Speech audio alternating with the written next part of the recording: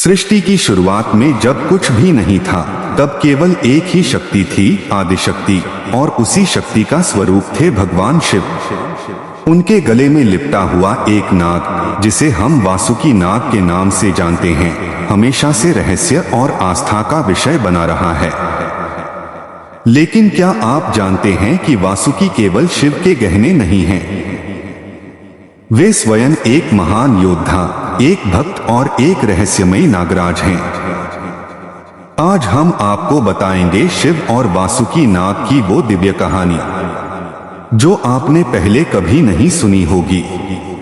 भाग 1, नागों की उत्पत्ति और वासुकी का जन्म। वासुकी नाग नागों के राजा थे। उनका जन्म महर्षि कश्यप और उनकी पत्नी कद्रू से हुआ था। कद्रू के गर्भ से हजारों नागों ने जन्म लिया, लेकिन उनमें वासुकी का स्थान सर्वोच्च था। वासुकी सिर्फ एक साधारण नाग नहीं थे, वे तेज, तपस्वी और भगवान शिव के अनन्य भक्त थे। वासुकी बचपन से ही शिव की भक्ति में लीन रहते। उन्होंने कठोर तप करके शिव को प्रसन्न किया और एक दिन शिव ने स्वयं प्रकट होकर कहा, वत्स वासुकी, मैं तुम्हारी भक्ति से प्रसन्न हूँ, मांगो क्या वर चाहिए। वासुकी ने कहा, हे महादेव, मेरा शरीर भले ही धरती पर हो, लेकिन मेरी आत्मा सदा आपके साथ रहे। मुझे आपकी सेवा का अवसर दें।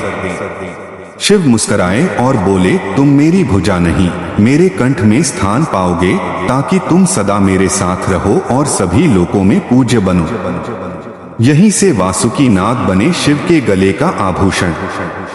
भाग 2, समुद्र मंथन और वासुकी की भूमिका।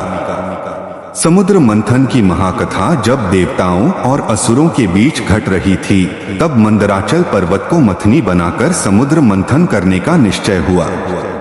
लेकिन सवाल था, रस्सी कौन बने? तब सभी देव और असुर वासुकी के पास पहुंचे। उन्होंने वासुकी से निवेदन किया कि वह रस्सी बने। यह कार्य साधारण नहीं था। मंथन के दौरान वासुकी को अत्यंत कष्ट सहना था, लेकिन शिवभक्त वासुकी ने इस कार्य को भी प्रभु सेवा का एक रूप मानकर स्वीकार कर लिया। मंथन के दौरान वासुकी के मुख से निकले विष ने सृष्टि को संकट में डाल दिया। देवता और असुर दोनों भयभीत हो गए।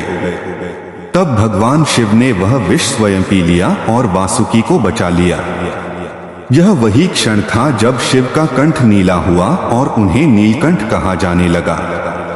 वासुकी ने भाव विभोर होकर शिव से कहा, प्रभु, आपने मेरी रक्षा के लिए विष पी लिया, मैं आपका ऋणी हूं।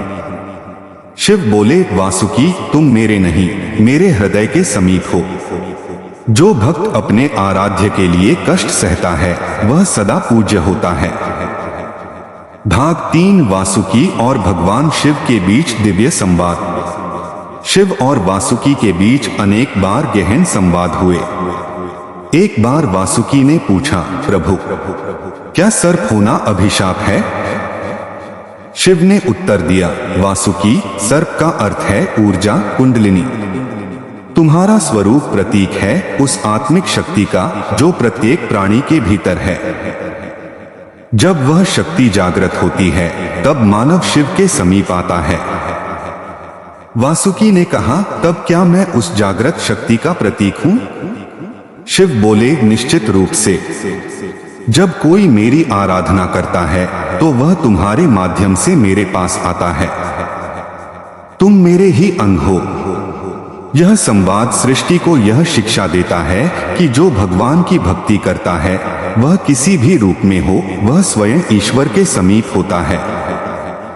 भाग 4, वासुकी का त्याग और बलिदान।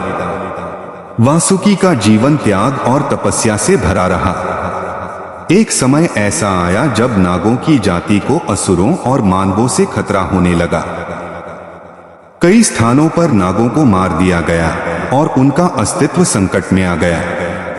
वासुकी ने उस समय अपना गुप्त तेज छिपा लिया और शिव से प्रार्थना की कि वह नाग वंश की रक्षा करें। तब शिव ने आशीर्वाद दिया, नागों का नाम कभी लुप्त नहीं होगा, वे मेरे साथ पूजे जाएंगे। नाग पंचमी जैसे पर्वों पर तुम्हारी पूजा होगी। वासुकी ने अपने बल से शिवलिंग की रचना भी की थी, जिसे आज नागनाथ मंदिर के नाम से जाना जाता है। भाग 5 वासुकी और मानवता को दिया गया दिव्य संदेश। वासुकी ने अपने अंतिम समय में एक दिव्य संदेश दिया। यदि कोई भी व्यक्ति भय, क्रोध, ईर्ष्या जैसे आंतरिक विष से ग्रसित है तो वह शिव की शरण में आकर अपना जीवन बदल सकता है। उन्होंने कहा, मैं शिव के कंठ का आभूषण हूँ, क्योंकि मैंने स्वयं को पूरी तरह शिव को समर्पित कर दिया। जिसने अपने अहंकार और मोह को त्याग दिया वह स्वयं शिव हो जाता है। भाग 6 आध्यात्मिक रहस्य, वासुकी और कुंडलिनी जागरण।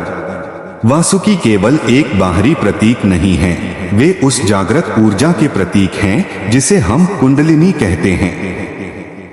योग शास्त्र के अनुसार यह ऊर्जा मूलाधार में सर्प के आकार में सोई रहती है। जब व्यक्ति साधना करता है तो यही ऊर्जा जागती है और उसे शिवत्व की ओर ले जाती है। इसलिए शिव के कंठ में वासुकी केवल एक नाग नहीं, आत्मिक जागरण की ऊर्जा है। भाग 7 वासुकी का स्थान लोकों में। वासुकी को केवल पृथ्वी पर ही नहीं बल्कि पाताल लोक और देवलोक में भी सम्मान प्राप्त है। वे नागलोक के राजा माने जाते हैं। गरुड़ पुराण, महाभारत और विष्णु पुराण में भी उनका उल्लेख मिलता है। वे भगवान विष्णु के शेषनाग से छोटे हैं, परंतु शिव भक्ति में अद्वितीय हैं। अंतिम भाग, वासुकी से हमें क्या सीख मिलती है? वासुकी की कहानी हमें सिखाती है कि भक्ति में समर्पण सर्वोपरि है। विष, कष्ट, अपमान, पीड़ा को भी सेवा मानकर सह लेना महानता है। शिव की शरण में आने वाला हर प्राणी दिव्यता को प्राप्त करता है। अपने अंदर की कुंडलिनी शक्ति को जागृत करना ही सच्ची साधना है।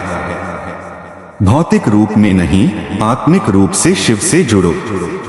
उपसंहार, जब भी आप शिवलिंग के दर्शन करें और शिव के गले में लिपटे नाग को देखें तो याद रखिए, वह केवल एक नाग नहीं, वह वासुकी हैं।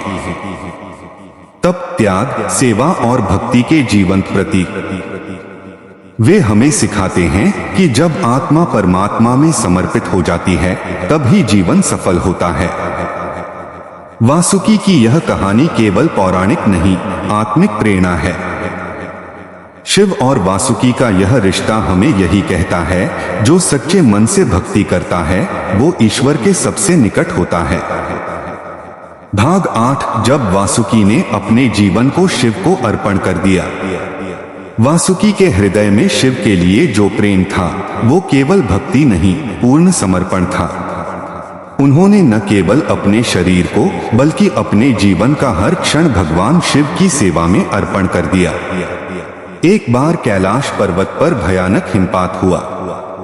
सभी गण, योगी, साधु वहां से हट गए, लेकिन वासुकी शिव के गले में लिपटे रहे। हिम ने उन्हें लगभग ढक लिया, पर वासुकी हिले नहीं। जब शिव ने पूछा, वासुकी तुम्हें सर्दी नहीं लगती? वासुकी बोले, प्रभु, जब आत्मा को आपके स्पर्श की गर्मी मिलती है तब बाहरी सर्दी व्यर्थ हो जाती है। यह उत्तर सुनकर स्वयं शिव भाव विभोर हो गए। उन्होंने कहा, वासुकी, आज से तुम केवल मेरे नहीं, मेरे सभी भक्तों के रक्षक हो। जो तुम्हारा नाम स्मरण करेगा उसे सर्प भय, विष भय या मृत्यु भय नहीं सताएगा। भाग 9 वासुकी और महाकाल, शिव के रौद्र रूप से ममता तक। शिव के कई रूप हैं, भोलेनाथ, नटराज, नीलकंठ और महाकाल। जब शिव महाकाल के रूप में तांडव करते हैं तो सृष्टि कांप जाती है। लेकिन क्या आप जानते हैं, उस समय केवल एक ही जीव शिव के शरीर से अलग नहीं होता, वासुकी। शिव जब तांडव करते हैं तो वासुकी उनके गले से और कसकर लिपट जाते हैं। एक बार वासुकी ने पूछा, प्रभु, जब आप संहार करते हैं तो मुझे भी भय लगता है, फिर भी मैं क्यों नहीं हटता? शिव ने कहा, क्योंकि तुम भय से नहीं, प्रेम से बंधे हो। जो प्रेम करता है वह डरता नहीं, वह साथ निभाता है। यह संवाद हमें सिखाता है कि जब हम किसी से सच्चा प्रेम करते हैं, ईश्वर से या किसी अपने से, तो उस प्रेम में त्याग और निडरता दोनों होती हैं। भाग 10 वासुकी की साधना। जब नाग ने भी तप किया। एक बार वासुकी ने सोचा कि वह केवल शिव की सेवा से संतुष्ट नहीं, वह स्वयं शिव का साक्षात्कार भी करना चाहता है। उन्होंने एकांत में जाकर कई वर्षों तक ध्यान किया, बिना भोजन, बिना जल के। वासुकी ने कुंडलिनी जागरण की प्रक्रिया अपनाई। उनका ध्यान इतना गहरा हो गया कि उनकी चेतना ब्रह्मांड से जुड़ गई। तब शिव उनके सामने प्रकट हुए और बोले, वासुकी, अब तुम केवल मेरे गले का आभूषण नहीं, एक सिद्ध महायोगी हो। शिव ने उन्हें आशीर्वाद दिया, तुम्हारे नाम से कुंडलिनी योग की एक विधि वासुकी साधना के नाम से जानी जाएगी। आज भी कई तांत्रिक और योगी वासुकी साधना के द्वारा आत्मिक उन्नति करते हैं। भाग 11 वासुकी का शिव भक्तों को दिया गया वरदान। वासुकी ने एक बार कहा था, जो भी भक्त शिव की आराधना के समय मेरा ध्यान करेगा, उसके जीवन से सभी प्रकार के विष, चाहे वह ईर्ष्या हो, क्रोध हो, शारीरिक रोग हो, समाप्त हो जाएंगे। वासुकी ने यह भी कहा, नाग पंचमी के दिन जो मेरी पूजा करता है, उसे सर्पदंश, मानसिक अशांति और नकारात्मक ऊर्जा से मुक्ति मिलेगी। मैं स्वयं उसकी रक्षा करूंगा। वासुकी ने 3 वचन दिए। एक रक्षा वचन, जो भक्त भय में हो वह वासुकी नमः का जप करे। 2 सपनों की शांति, यदि किसी को सपनों में सर्प दिखाई दे तो उसे वासुकी स्तोत्र का पाठ करना चाहिए। 3 शिव मार्गदर्शन। वासुकी ने कहा, मैं हर शिव भक्त को उनके आत्मिक मार्ग पर मार्गदर्शक बनकर साथ दूंगा। भाग 12 वासुकी नाग के मंदिर और रहस्यमयी स्थल। भारत में कई ऐसे मंदिर हैं जहां वासुकी नाग की पूजा होती है। वासुकी नाग मंदिर, इलाहाबाद। यहाँ मान्यता है कि नाग पंचमी पर यहाँ वासुकी स्वयं प्रकट होते हैं। त्र्यंबकेश्वर, महाराष्ट्र, जहाँ शिव के गले में वासुकी की विशेष पूजा होती है। नागनाथ मंदिर, झारखंड, जिसे वासुकी ने शिवलिंग की रचना के बाद स्थापित किया। इन मंदिरों में अद्भुत चमत्कार होते हैं, जहां भक्तों की बीमारी, भय और दुख वासुकी के स्मरण मात्र से दूर हो जाते हैं। भाग 13 शिव और वासुकी, ब्रह्मांड का संतुलन। शिव तांडव हैं तो वासुकी संतुलन, शिव संहार हैं तो वासुकी संरक्षण, शिव निराकार हैं तो वासुकी प्रतीक हैं।